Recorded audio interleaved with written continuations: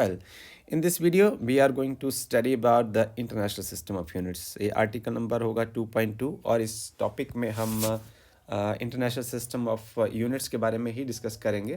तो इससे पहले जो scientist of the different countries were using the different system of units. तो इससे पहले जो है वो साइंटिस्ट अलग अलग देशों के जो हैं वो मापने के लिए अलग अलग यूनिट्स का इस्तेमाल करते थे.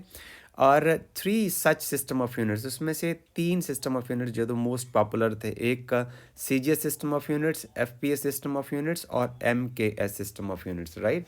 सो CGS सिस्टम ऑफ यूनिट्स का मतलब है कि इसमें जो लेंथ है उसको सेंटीमीटर में मापा जाता था, मास को ग्राम में मापा जाता था और जो टाइम है उसको सेकेंड में मापा जाता था. So in CGS system they were the centimeter, gram and second respectively. और इसी तरीके से यदि हम FPS सिस्टम ऑफ यूनिट्स की बात करें तो इसमें लेंथ को फुट में मापा जाता था और जो मास है उसको पाउंड में मापा जाता था और जो टाइम है उसको यहाँ भी सेकंड में मापा जाता था. और एक अनदर सिस्टम ऑफ यूनिट्स है MKS सिस्टम ऑफ यूनिट्स. इसमें जो लेंथ है उसको मीटर्स में मापा जाता था और मास को किलोग्राम में मापा जाता था और जो टाइम है उसको सेकंड में ही मापा जाता था. अब समस्या ये आई कि यदि मान लो कि अलग अलग स्टेट्स हो गए, अलग अलग कंट्रीज़ हो गए, अलग अलग लोग हो गए, अलग अलग संप्रदाय हो गए, यदि सभी का चीज़ों का मापन का जो तरीका होगा वो अलग अलग होगा तो आप अंदाज़ा लगा सकते हैं कि व्यापार करना, चीज़ों को व्यक्त करना कितना मुश्किल हो जाएगा. हम आपको एक उदाहरण देते हैं जो समस्या कहाँ आती है. जैसे फॉर एग्जांपल कि एक व्यक्ति है वो फ्रेंच में बात करता है, एक आदमी है जो इंग्लिश में बात करता है, एक आदमी है जो हिंदी में बात करता है. ये देखिए, ये वाला जो आदमी है ये फ्रेंच भाषा में बात करता है और ये वाला जो है वो इंग्लिश में बात करता है और ये वाला जो है वो हिंदी में बात करता है. ओके. और तीनों ही जो लोग हैं वो अपनी अपनी भाषा के मास्टर हैं, उसमें कोई समस्या नहीं है. पर यदि ये तीनों ही किसी सैर सपाटे पर चले जाएं तो एक दूसरे के साथ बात नहीं कर सकते. कारण क्योंकि उनके पास एक कॉमन लैंग्वेज नहीं है. इनके पास यदि एक कॉमन लैंग्वेज नहीं है तो ये एक दूसरे के साथ जो है वो बातचीत नहीं कर सकते. राइट. तो एक दूसरे के लिए गूंगे हो जाएंगे कि बोलना ना बोलना बराबर हो जाएगा. इसी तरीके से कुछ ऐसा सिस्टम ऑफ यूनिट्स के साथ भी है कि ठीक है, सभी देशों का अपना अपना पैमाना हो सकता है, मापने का अलग अलग हो सकता है. पर जब देश एक दूसरे के साथ व्यापार करेंगे, कोई चीज़ें इंपोर्ट करेंगे, एक्सपोर्ट करेंगे, अपना साइंटिफिक नॉलेज को डेवलप करेंगे, उसका आदान प्रदान करेंगे, तो यदि सभी का पैमाना एक जैसा नहीं होगा तो जो है वो सिस्टम प्रोग्रेस नहीं करेगा, वो हेक्टिक हो जाएगा, कम्बरसम हो जाएगा. तो इस समस्या को दूर करने के लिए एक सोल्यूशन निकाला गया, the system of units which is at present internationally accepted. तो एक ऐसा सिस्टम ऑफ यूनिट्स बनाया गया जिसको अंतर्राष्ट्रीय स्तर पर मान्यता प्राप्त हो और उसको हम बोलते हैं system of international units. Right. SI means the system of international units. Right.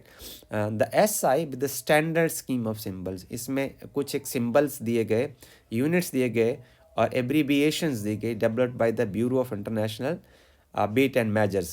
Right. So in 1971. Right. So they were recently revised by the General Conference of Weight and Measures. अब इसको recently revise भी किया गया है, कुछ changes इसमें लाए गए हैं in 2018. Right. These are the recent changes. अब हम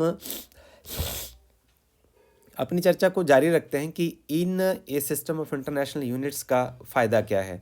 तो this is very much useful in scientific, technical, industrial, commercial work. यहाँ इसका बहुत ज़्यादा उपयोग है because SI units used decimal system. जो SI सिस्टम जो है वो डेसिमल सिस्टम का इस्तेमाल करता है and conversion within the systems are quite simple and convenient.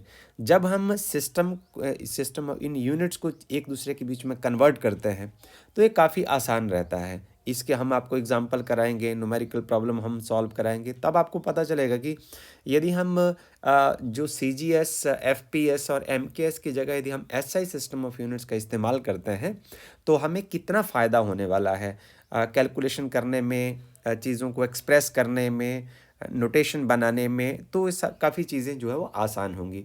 अब हमारे पास जो सिस्टम ऑफ यूनिट्स की हम आगे चर्चा को जारी रखें तो हमारे पास कुछ ना फंडामेंटल क्वांटिटीज़ होती हैं. And these quantities are 7, there are 7 fundamental quantities, और ये जो बेस क्वांटिटी हम उसको बोलेंगे, और इसके बेस यूनिट्स क्या होंगे। तो लेंथ जो है एक बेस क्वांटिटी है, और उसको हम मीटर में मापेंगे, और उसका जो सिंबल है जहाँ भी इस्तेमाल करेंगे तो एम से हम उसको रिप्रेजेंट करेंगे। उसके बाद जो अगली बेस क्वांटिटी वो मास रहेगी, उसको हम किलोग्राम में मापेंगे और रिप्रेजेंट ऐसे करेंगे स्मॉल के एन जी, राइट। एक फंडामेंटल क्वांटिटी होगी बेस क्वांटिटी, टाइम होगी, सेकेंड में उसको मापा जाएगा और स्मॉल एस से रिप्रेजेंट किया जाएगा। इलेक्ट्रिक करंट हमारे पास एक बेस क्वांटिटी होगी, उसको एम्पियर में मापा जाएगा, और जब आप एक्सप्रेस करेंगे तो कैपिटल ए से रिप्रेजेंट करेंगे। You must take care of this.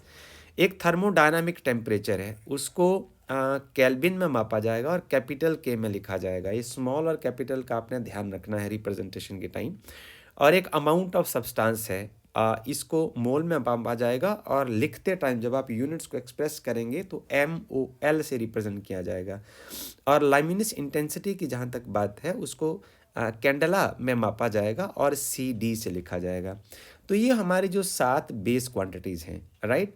अब इन एडिशन टू इट हमारे पास 2 और ऐसी क्वांटिटीज़ हैं जिनको हम मापेंगे, और जो है एक एंगल को हम मापते हैं, और एक सॉलिड एंगल को हम मापते हैं। तो एंगल को हम मापते हैं रेडियंस में, और जो सॉलिड एंगल उसको हम मापते हैं स्ट्रेडियंस में। तो एंगल के बारे में आप जानते हैं कि जैसे फॉर एग्जांपल कि कोई एक ऑब्जेक्ट है, वो किसी A पॉइंट से चलता है, वो A पॉइंट से चलता है और B पॉइंट तक जाता है, तो ये वो एक एंगुलर डिस्प्लेसमेंट फॉलो करता है, और this is given by D theta, right. और थीटा का जो फार्मूला होता है ना, theta is equal to arc by radius, this is S by R, right? So by this way you can find that if this angle is d theta and this length of the arc is ds, then d theta is ds by r. तो कई बार आप एक solid angle भी आप determine करते हैं, तो solid angle को मापने के लिए सॉलिड एंगल ये वाला पोर्शन होता है। ये देखिए आपके पास ऐसे कोई कोन टाइप अरेंजमेंट है, तो यहाँ जो इस रीजन में ये जो एंगल बनता है, इसको हम डी ओमेगा से रिप्रेजेंट करते हैं। And this is written by just DA upon R square, right. इसको आप इस तरीके से लिखेंगे, जो डी ओमेगा होगा वो DA अपॉन R स्क्वायर, और इसको हम स्ट्रेडियन में मापते हैं। तो यदि हम इसको शॉर्टकट में आपको ब्लैक बोर्ड के ऊपर ले चलें और शॉर्टकट में इसको हम करने की कोशिश करें, हम 1 मिनट और लगा लेते हैं। तो हमने सिस्टम ऑफ यूनिट्स की बात की, जिसको 1871 में सब समस्याओं को दूर करने के मकसद से बनाया गया, और इसको 2018 में दोबारा फिर से दोहराया गया। ओके। तो पुराने ज़माने में पुराने जो सिस्टम ऑफ मेजरमेंट्स हम थे हमारे, वो 3 तरीके जिनकी हमने ज़्यादातर बात की है, वो है CGS system of units, FPS system of units और MKS सिस्टम ऑफ यूनिट्स। तो C का मतलब है सेंटी, G का मतलब है ग्राम, और S फॉर सेकेंड। तो इसमें जो लेंथ है वो सेंटीमीटर में, मास ग्राम्स में, और टाइम सेकेंड में मापा जाता है। और इसी तरीके से FPS में जो लेंथ है वो फुट में, मास है वो पाउंड में, और टाइम सेकेंड में मापा जाता है। MKS सिस्टम ऑफ यूनिट्स में मास जो है वो मीटर्स में मापा जाएगा, और जो वेट है वो किलोग्राम में, सॉरी, जो लेंथ है वो मीटर्स में मापी जाएगी, और जो मास है वो किलोग्राम में, और टाइम एक बार फिर से सेकेंड में। तो देखा हमने ये कि किसी भी सिस्टम ऑफ यूनिट्स में देखा जाए तो टाइम को हमेशा सेकेंड्स में ही मापा जाता है, राइट। अब इस समस्या को दूर करने के लिए हमने बात किया कि 1871 में दोबारा फिर से एक new system of international units develop किया गया, और 2018 में उसको दोहराया गया। तो उसमें जो हमारी बेस क्वांटिटीज़ और उसके यूनिट्स क्या हुए, जिनकी हमने अभी अभी चर्चा की, लेंथ हो गया, मास हो गया, टाइम हो गया, इलेक्ट्रिक करंट हो गया, अमाउंट ऑफ सब्सटेंस हो गया, लाइमिनस इंटेंसिटी हो गया, और टेम्परेचर हो गया। तो लेंथ को स्मॉल m से रिप्रेजेंट करेंगे, मास को किलोग्राम में, टाइम को सेकंड में, इलेक्ट्रिक करंट को एम्पियर्स में, अमाउंट ऑफ सब्सटेंस को मोल में, और लामिनस इंटेंसिटी को कैंडेला में, और टेम्परेचर को केल्विन में। और प्लेन एंगल की यदि बात की जाए तो उसको हम रेडियन में मापते हैं, और सॉलिड एंगल की बात की जाए तो हम उसको स्ट्रेडियन में मापते हैं। तो भी इन छोटे से वीडियो से आप, मुझे उम्मीद है कि आपने सिस्टम ऑफ यूनिट्स को समझने में आपको आसानी हुई होगी। With this words I am closing this video. Thank you.